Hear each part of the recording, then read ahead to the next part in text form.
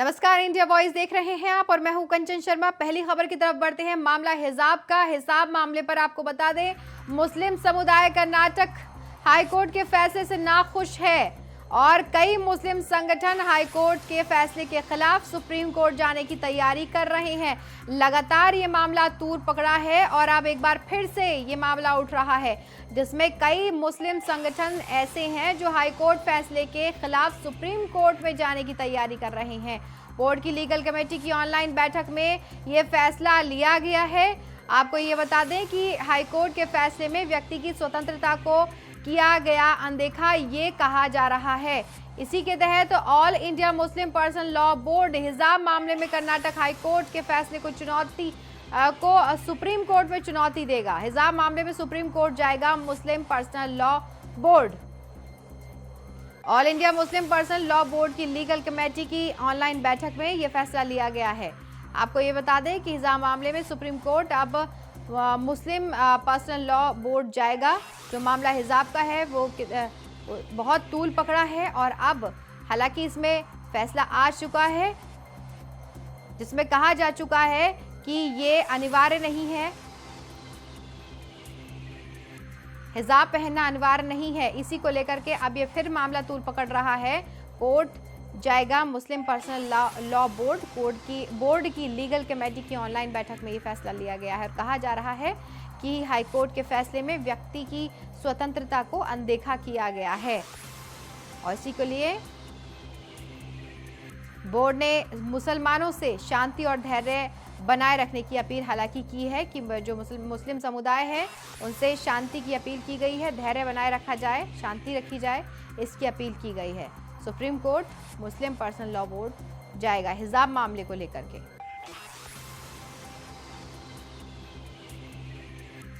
व्यक्ति की स्वतंत्रता का अनदेखा किया गया है, ऐसा कहा जा रहा है। मुसलमानों से हालांकि शांति बनाए रखें, धैर्य बनाए रखें, इसकी अपील की गई है। लेकिन हिजाब का जो मामला है ये ठंडा होने का नाम नहीं ले रहा है। अब इसमें चुनौती देने की बात सामने आ रही है। हिजाब मामले में सुप्रीम कोर्ट में जाया जाएगा।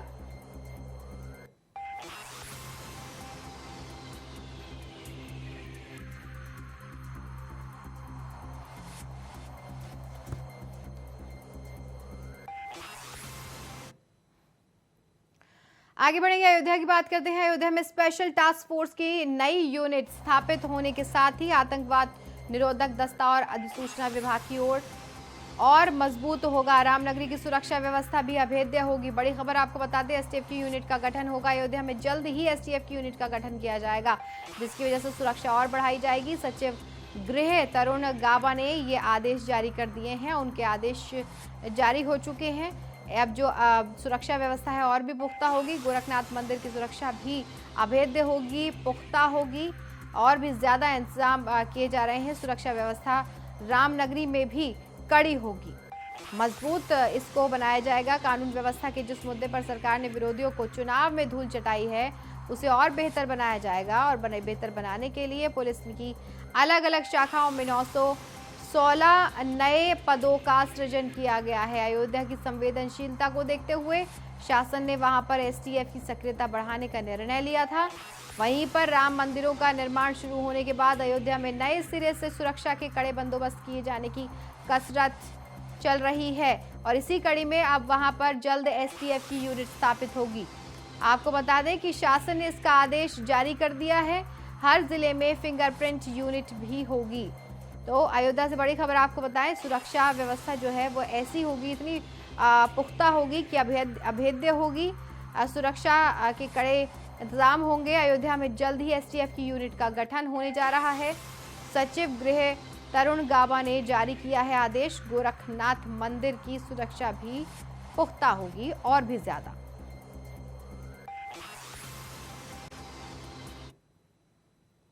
वहीं योगी सरकार के दूसरे कार्यकाल के लिए शपथ ग्रहण समारोह 25 मार्च को होने जा रहा है। इसी दिन योगी आदित्यनाथ 70,000 से ज्यादा लोगों की मौजूदगी में मुख्यमंत्री पद की लगातार दूसरी बार शपथ लेने जा रहे हैं। तो इसीलिए ये जो तारीख है वो बेहद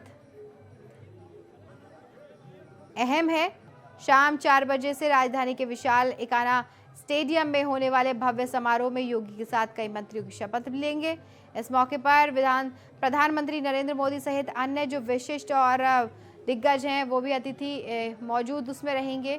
इसी दौरान योगी के साथ में कई मंत्री भी शपथ लेंगे। नए मंत्रिमंडल में कई को जगह मिल सकती है, इसकी उम्मीदें जताई जा रही हैं। वहीं दूसरी तरफ योगी आदित्यनाथ ने गोरखपुर के गोरक्षनाथ मंदिर में पूजा अर्चना की और पूजा के बाद में गौशाला में गायों को चारा खिलाया। 25 मार्च का जो दिन है वो बहुत अहम है। 25 मार्च को योगी आदित्यनाथ शपथ ग्रहण करेंगे। योगी के साथ में कई मंत्री भी 25 को शपथ लेंगे और नए मंत्रिमंडल में इन्हें मौका मिल सकता है।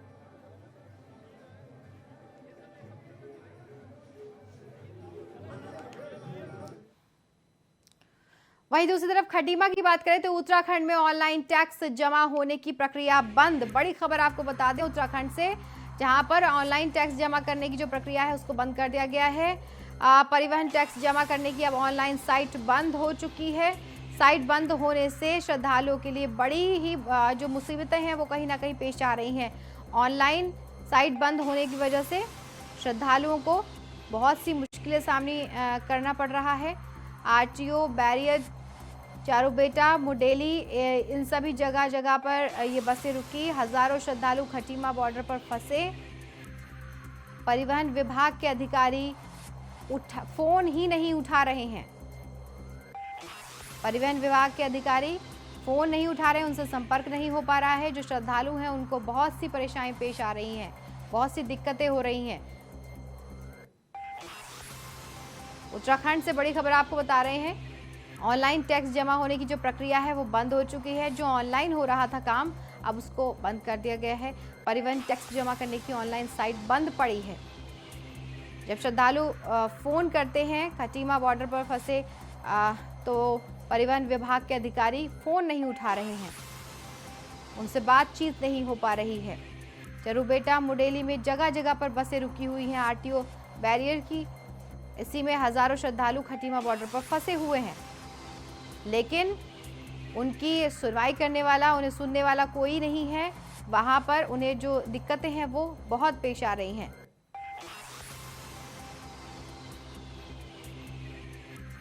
हरीश मेहरा हमारे साथ ज्यादा जानकारी के लिए संवाददाता जुड़ चुके हैं। हरीश, क्या पूरा मामला है? ये ऑनलाइन टैक्स जमा होने की प्रक्रिया बंद हो चुकी है, श्रद्धालुओं को दिक्कतें हो रही हैं, क्या है ये?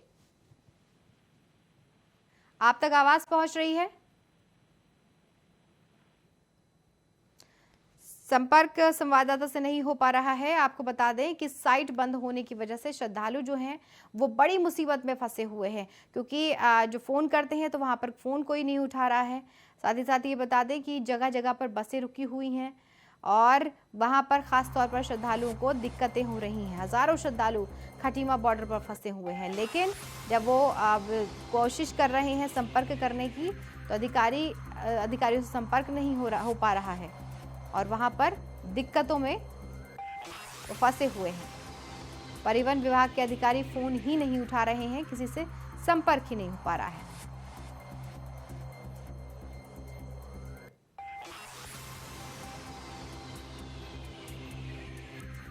आपको बता दें जो ऑनलाइन साइट थी वो बंद पड़ी है और साइट बंद होने की वजह से बहुत जो मुश्किलें हैं वो पेश आ रही हैं श्रद्धालुओं को खासकर।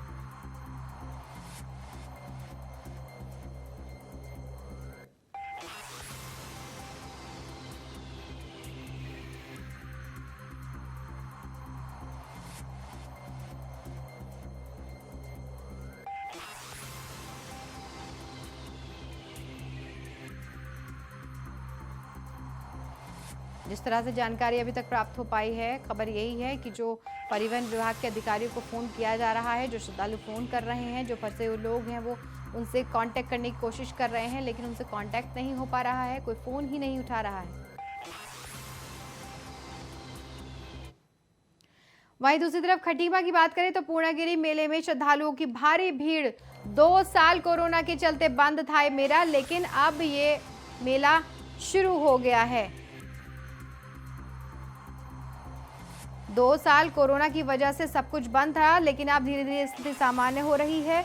तो 2 साल के बाद में रौनक भी बढ़ी है और इसी की वजह से मेला का उद्घाटन होते ही श्रद्धालु आने लगे हैं, भीड़ उमड़ने लगी है, क्योंकि बहुत लंबे वक्त के बाद में मेले का उद्घाटन और वहाँ पर अब भी जो श्रद्धालु हैं वो पहुँचे हैं।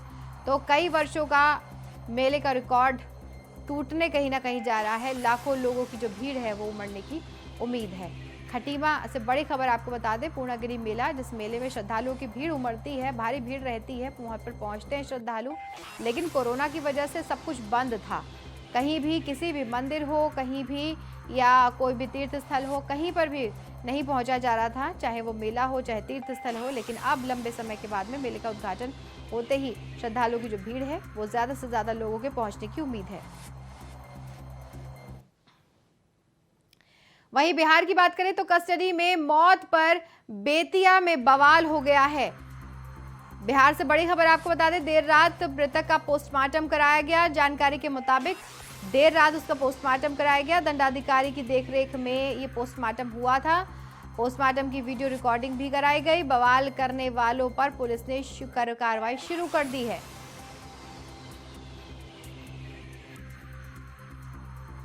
मृदुल हमारे साथ ज्यादा जानकारी के लिए संवाददाता जुड़ चुकी है। मृदुल, क्या पूरा मामला रहा है ये? जी, मैं आपको बता दूं कि होली के पर्व पर डीजे बजाने को लेकर एक व्यक्ति को हिरासत में लिया गया था और उसी को लेकर सारा बवाल हुआ है।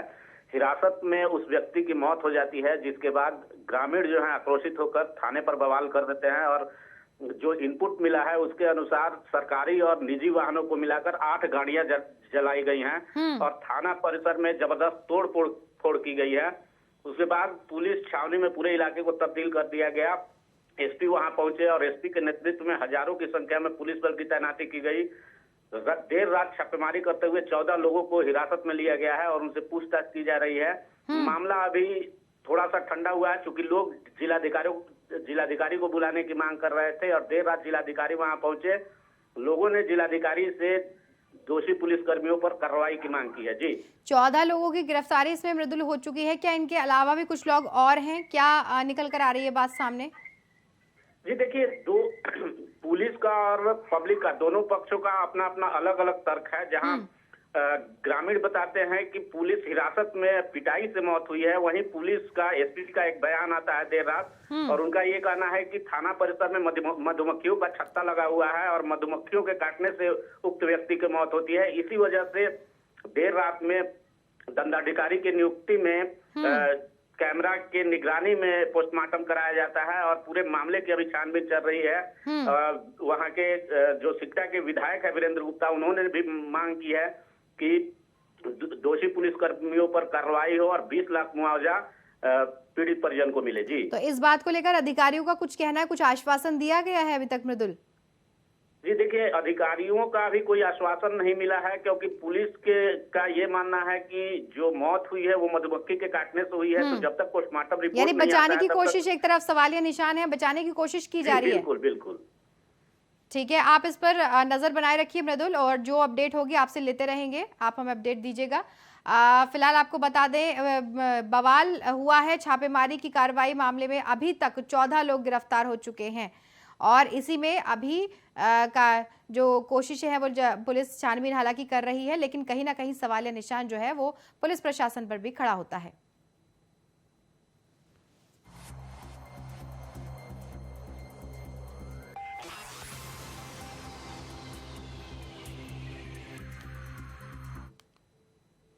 वहीं दूसरी तरफ बेतिया जिले की बात करें तो बेतिया जिले के बलथर थाना में हिरासत के लिए गए युवक के मरने का मामला तूल पकड़ता जा रहा है। ग्रामीणों का गुस्सा शांत होने का नाम नहीं ले रहा है। गुस्साए ग्रामीणों ने पथराव और फायरिंग कर दी है।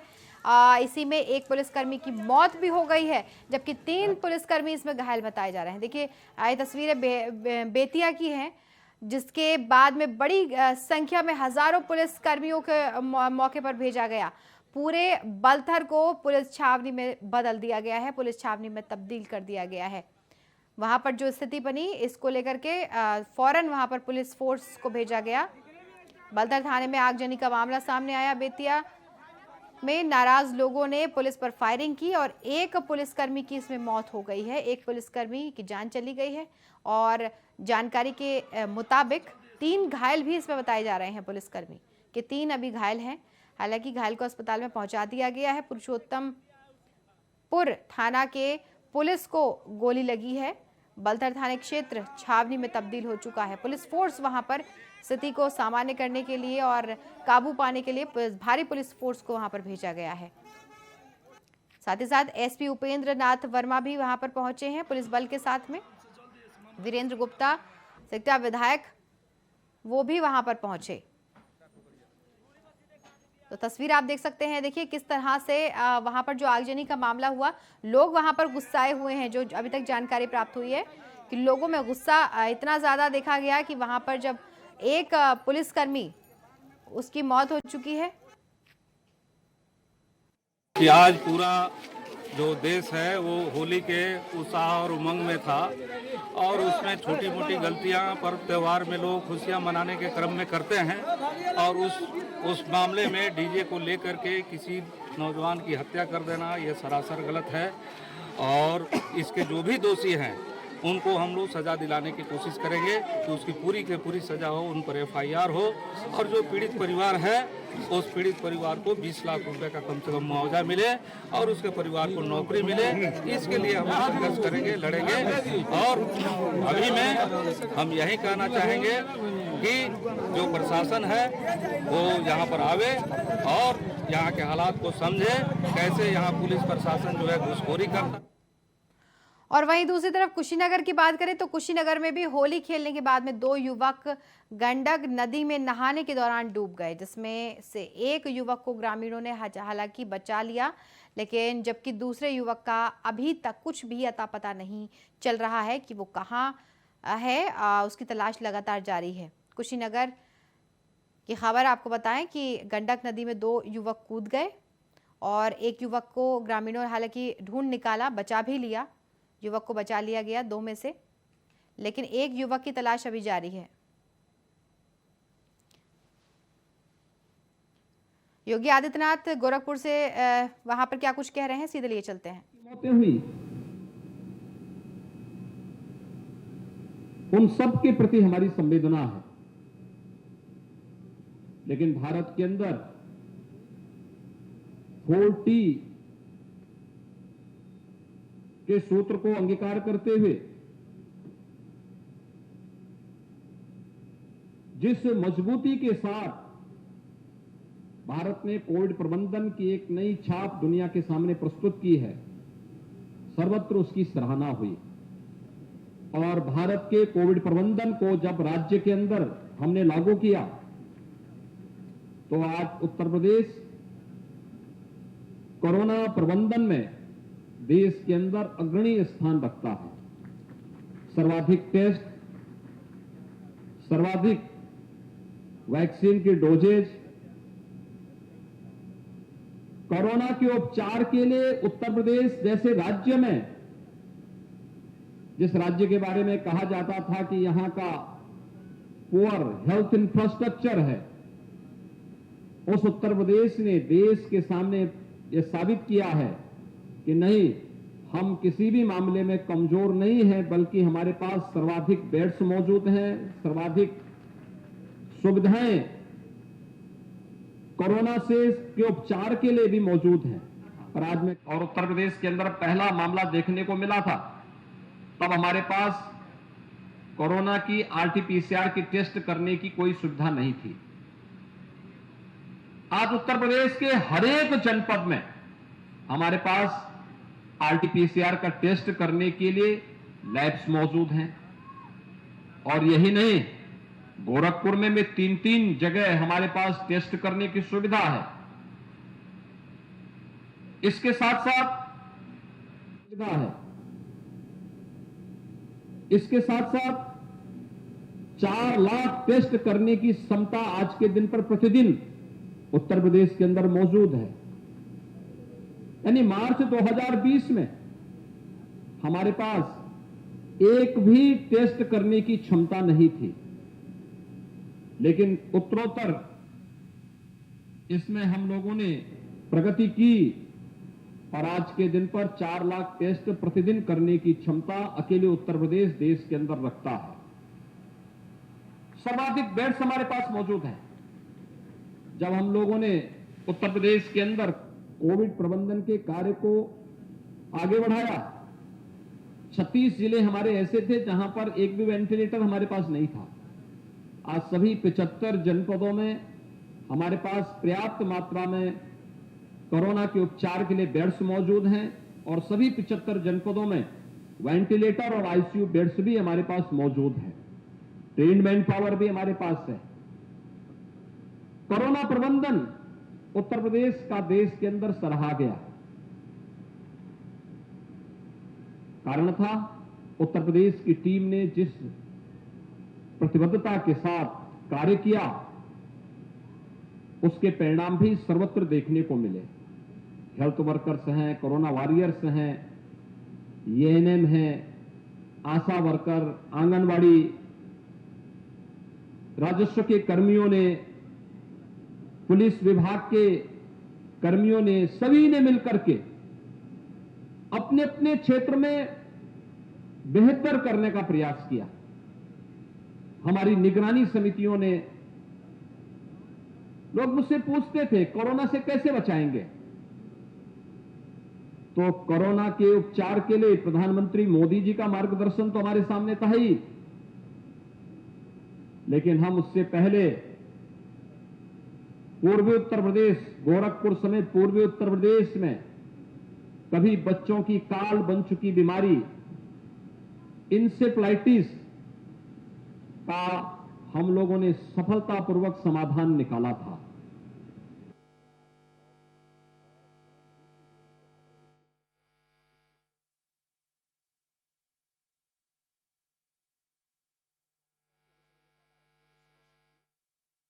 गोरखपुर से सीधी तस्वीरें आप देख रहे हैं।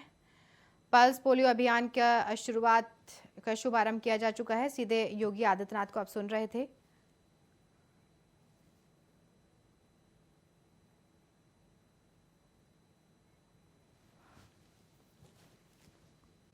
तो अभी आप योगी आदित्यनाथ को सुन रहे थे। यहाँ पर रुकेंगे छोटे से ब्रेक के लिए, उसके बाद फौरन हाजिर होते हैं। हम बने हमारे साथ।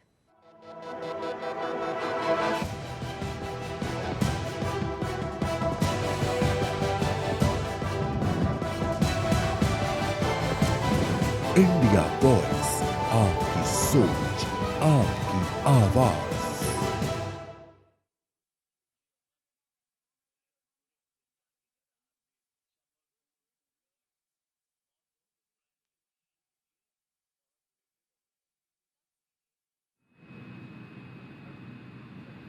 उसमें संक्रमण तीव्र था। स्वाभाविक रूप से इसने कुछ ही महीनों के अंदर पूरी दुनिया को अपनी चपेट में ले लिया। पोलियो भी एक संक्रामक बीमारी है और बच्चों को खासतौर पर अस्थायी अपंगता की ओर लेके जाता है। इसका उपचार है और पल्स पोलियो अभियान जिस प्रतिबद्धता के साथ अपने समय में चला था, उसका परिणाम था कि 2010 में हम लोगों ने पल्स पोलियो के कार्यक्रम को पूरी तरह सफलतापूर्वक आगे बढ़ाया और उत्तर प्रदेश जैसे बड़े राज्य में पोलियो पर नियंत्रण प्राप्त किया गया।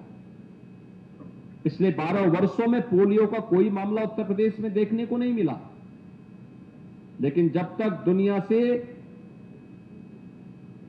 यह वायरस पूरी तरह समाप्त नहीं होता, तब तक खतरा बना रहेगा और इसलिए यह अभियान एक बार फिर से प्रारंभ हो रहा है। जो बच्चे दुर्भाग्य से इसकी चपेट में आते हैं, पूरी जिंदगी उस परिवार पर, उस बच्चे पर क्या बीतती होगी, आप थोड़ा कल्पना करिए।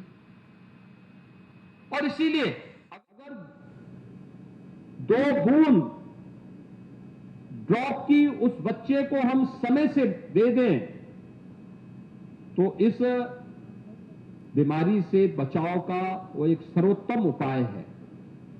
और उसी अभियान को आगे बढ़ाने के लिए एक बार फिर से वे सभी संस्थाएं एक साथ मिलकर के कार्य करेंगे।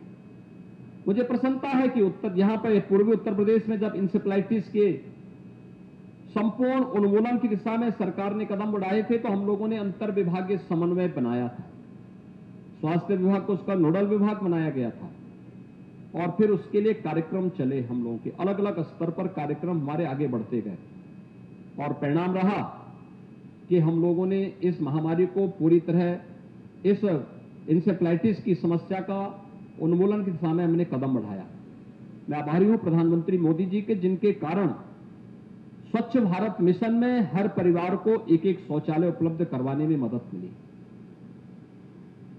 खुले में शौच उसका एक कारण सामने आया था। स्वच्छ भारत मिशन के अंतर्गत उन परिवारों को एक एक शौचालय मिला, स्वच्छता के लक्ष्य को प्राप्त करने में मदद मिली। शुद्ध पेयजल जल जीवन मिशन के अंतर्गत हर परिवार तक शुद्ध पेयजल, अब तो पाइप पेयजल योजना भी लागू की जा रही है। हर एक घर तक पाइप से शुद्ध पेयजल की आपूर्ति, आधी से अधिक बीमारी का समाधान उससे अपने आप होता हुआ। हेल्थ इंफ्रास्ट्रक्चर को हम लोगों ने अच्छा किया। आप याद करिए, आज से 5 वर्ष पहले पूर्वी उत्तर प्रदेश में केवल एक बीआरडी मेडिकल कॉलेज था। आज गोरखपुर में बीआरडी मेडिकल कॉलेज तो अच्छे ढंग से काम कर ही रहा है। पहले जर्जर स्थिति में था, आज वहां पर सुपर स्पेशलिटी का भी ब्लॉक बन चुका है। आज बीआरडी मेडिकल कॉलेज में आप इस बात को देखते होंगे कि सुपर स्पेशलिटी के साथ ही वहां पर बाल संस्थान भी अब क्रियाशील होने वाला है। हम लोग वर्तमान में कोविड के उपचार के लिए हमने डेडिकेटेड कोविड हॉस्पिटल के रूप में इसका उपयोग किया है। एम्स गोरखपुर का शुभारंभ भी प्रधानमंत्री जी के करकमलों से भी दिसंबर माह में प्रारंभ हो चुका है। कुशीनगर में मेडिकल कॉलेज का निर्माण हो रहा है। देवरिया में मेडिकल कॉलेज का निर्माण हो चुका है।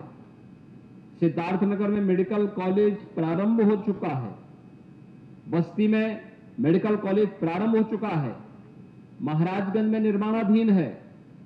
इसी प्रकार से पूर्वी उत्तर प्रदेश के अन्य जनपदों में बलरामपुर में निर्माणाधीन है। बहराइच में प्रारंभ हो चुका है।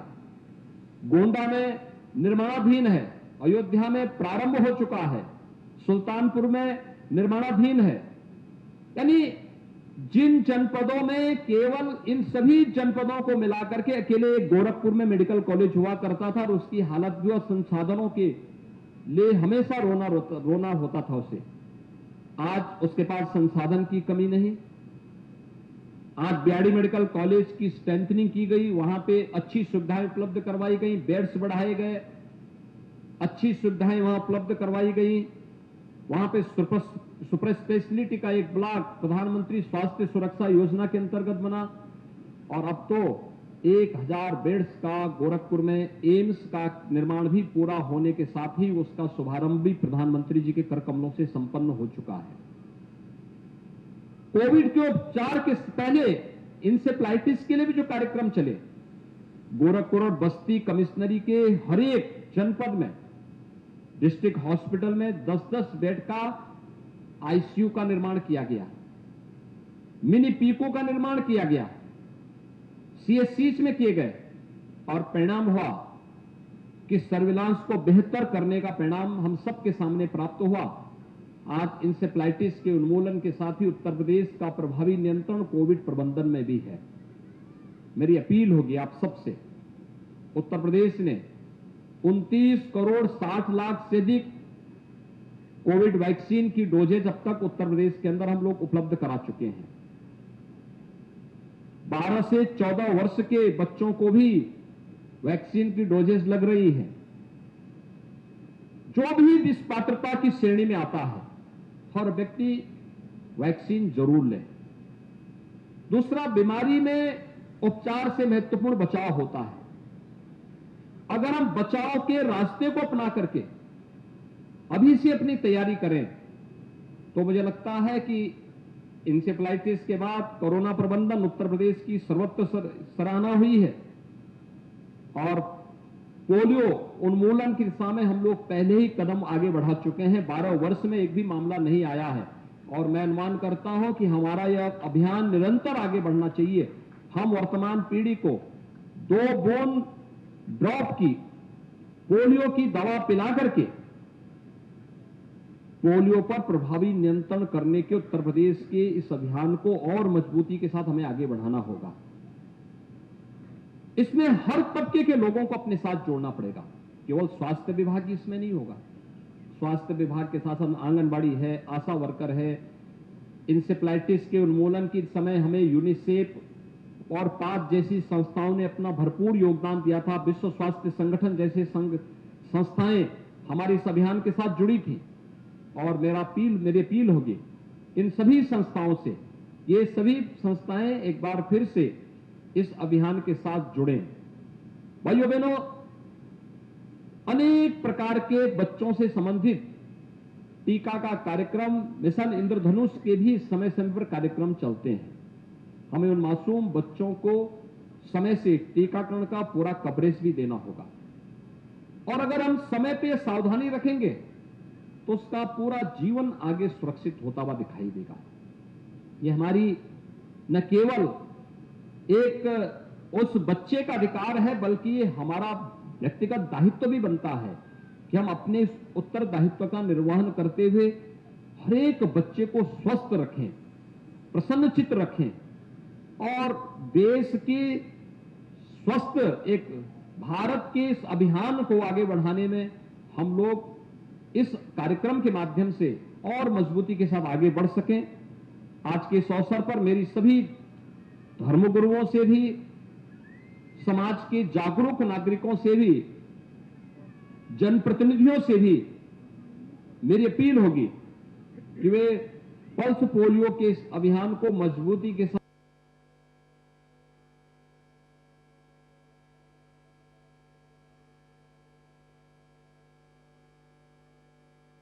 आगे बढ़ाने में अपना योगदान देंगे। प्रदेश के अंदर काफी बड़े पैमाने पर इस कार्यक्रम को हम लोगों ने आगे बढ़ाने का कार्य किया है। यानी उत्तर प्रदेश के अंदर 3 करोड़ 80 लाख बच्चों को यह अभियान जो आज से प्रारंभ हो रहा है, यह पोलियो से एक सुरक्षा कवर प्रदान करने में योगदान देगा। इसके लिए हम लोगों ने 1,10,000 पोलियो बूथ बनाए हैं और 76,000 से अधिक हमारी सचल टीमें भी इस दिशा में कार्य करेंगी। इसमें सभी संस्थाएं अगर एक साथ मिलकर के इस कार्यक्रम को आगे बढ़ाती हैं तो सफलतापूर्वक इस दायित्व का परिणाम होगा कि हम लोग वर्तमान की जो हमारी पीढ़ी आ रही है, इस पीढ़ी को भी पोलियो जैसी संक्रामक और अस्थायी दिव्यांगता देने वाली बीमारी से बचाव करने में हम उन बच्चों को एक सुरक्षा कवर देने में सफल होंगे। मैं भी यहां पर देख रहा था, स्वास्थ्य विभाग ने विभिन्न प्रकार के स्टॉल बनाए हुए हैं। एक चीज में जो वहां पर देख रहा था, ट्यूबरक्लोसिस के भी स्टॉल लगाए गए थे और मेरी अपील होगी कि विश्व स्वास्थ्य संगठन ने और दुनिया की तमाम संगठनों संस्थाओं ने, यूएन ने भी 2030 तक दुनिया को टीबी से मुक्त करने के एक बड़े अभियान को हाथ में लिया है और देश के अंदर आदरणीय प्रधानमंत्री जी के नेतृत्व में 2025 तक ट्यूबरक्लोसिस से पूरी तरह मुक्ति का एक बृहद अभियान चल रहा है। हर जागरूक नागरिक ट्यूबरक्लोसिस से ग्रसित एक बच्चे को गोद लेकर के मुफ्त में उपचार है। इसमें सरकार के द्वारा इंसेंटिव भी है। हम उनको उपलब्ध करवाने में अपना योगदान दे दें तो यह एक राष्ट्रीय अभियान है। अगर समाज का कोई तबका या कोई व्यक्ति बीमार है तो संपूर्ण स्वास्थ्य के लक्ष्य को और संपूर्ण स्वास्थ्य के लक्ष्य के साथ साथ संपूर्ण समृद्धि के लक्ष्य को प्राप्त करने में चुनौती हमारे सामने बनी रहेगी और इसलिए हर एक व्यक्ति को इन बीमारियों से मुक्त करने के समय सरकार के इस कार्यक्रम के साथ हम सब जुड़ेंगे तो निश्चित ही हमें सफलता प्राप्त होगी। स्वस्थ भारत अभियान वास्तव में सशक्त भारत अभियान का हिस्सा है और इस सशक्त भारत के निर्माण के लिए हर बच्चे को और हर नागरिक को स्वस्थ रखने में हम सब अपना योगदान देंगे। इस विश्वास के साथ मैं पल्स पोलियो अभियान के शुभारंभ के अवसर पर एक बार फिर से आप सबका आह्वान करूंगा कि हमारे मीडिया के प्रतिनिधि भी हैं, समाज के जागरूक नागरिक भी हैं और विभिन्न तबके से जुड़े हुए जो हमारे अलग अलग तबके के नेतृत्व करता है, वे सभी लोग इस अभियान को व्यापक पैमाने पर प्रसारित करने में अपना योगदान देंगे। इस पूरे अभियान के प्रति मैं अपनी शुभकामनाएं देता हूं। धन्यवाद। जय हिंद।